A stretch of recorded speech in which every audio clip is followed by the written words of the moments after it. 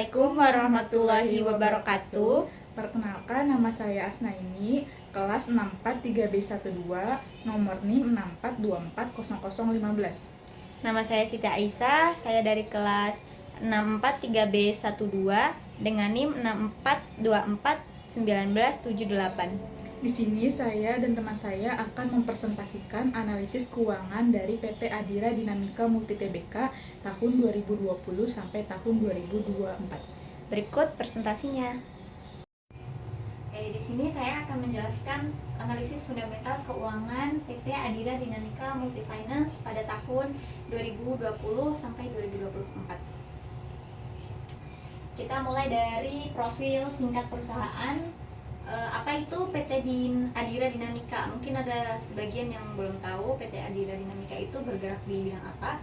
Jadi dia adalah salah satu perusahaan pembiayaan terkemuka di Indonesia.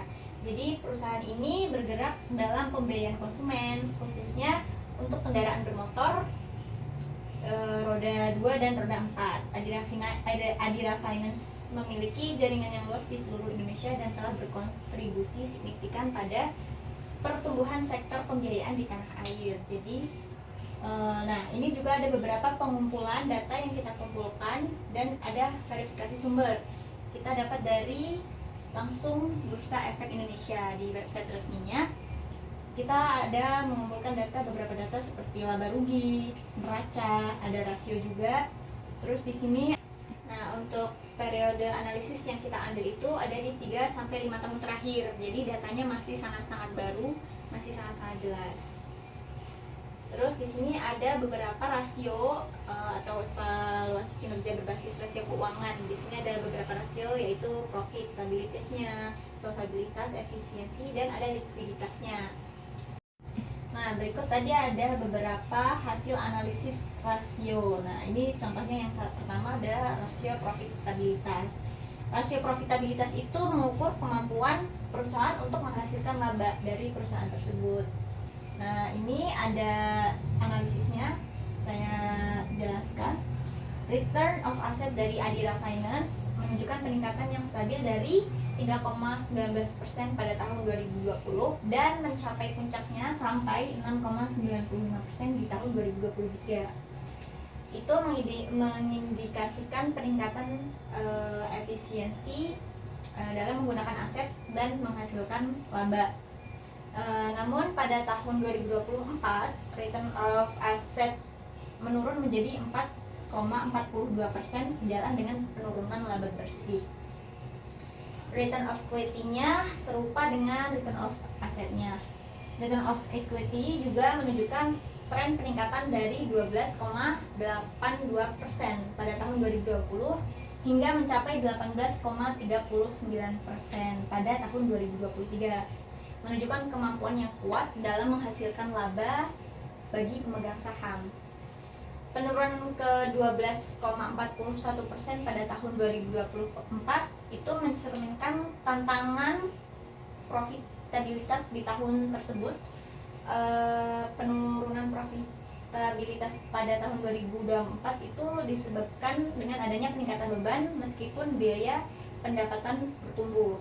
Di sini saya akan melanjutkan dari penjelasan teman saya yaitu Aisyah. Yang berikutnya adalah hasil analisis rasio solvabilitas, yang dimana isinya itu adalah rasio yang mengukur kemampuan perusahaan untuk memenuhi kewajiban jangka panjangnya.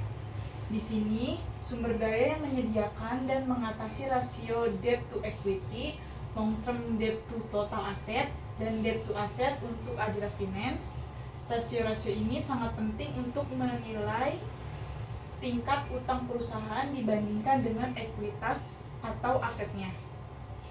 Memberikan indikasi risiko keuangan jangka panjang, meskipun nilai spesifik untuk setiap rasio solvabilitas tidak tersedia secara langsung dalam ekstra penelitian.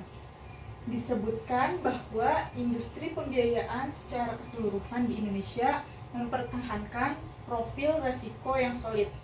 Misalnya, rasio generik industri per Desember 2024 adalah 2,31 kali, jauh di bawah ambang babas regulasi.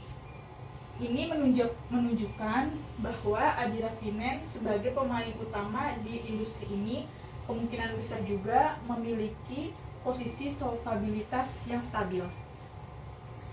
Untuk selanjutnya, di sini ada hasil analisis rasio efisiensi, yang dimana hasilnya itu adalah mengukur beberapa efektif perusahaan menggunakan aset dan liabilitasnya untuk menghasilkan pendapatan.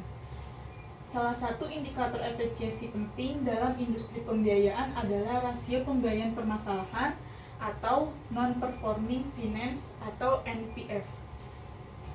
Pada tahun 2024, Adira Finance berhasil mempertahankan NPF di bawah 2% dan dalam rentang yang sehat.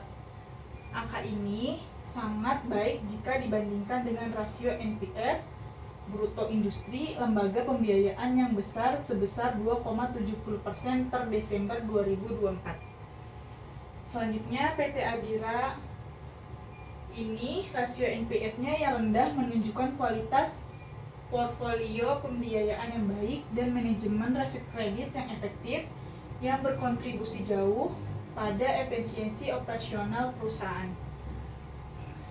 Lalu di sini ada penilaian kesehatan finansial dan proyeksi bisnis, di mana kita bisa lihat bahwasannya ringkasan dari analisis yang tadi kita sudah jelaskan bahwa laba bersih tahun 2024 turun 27,6% menjadi 1,41 triliun.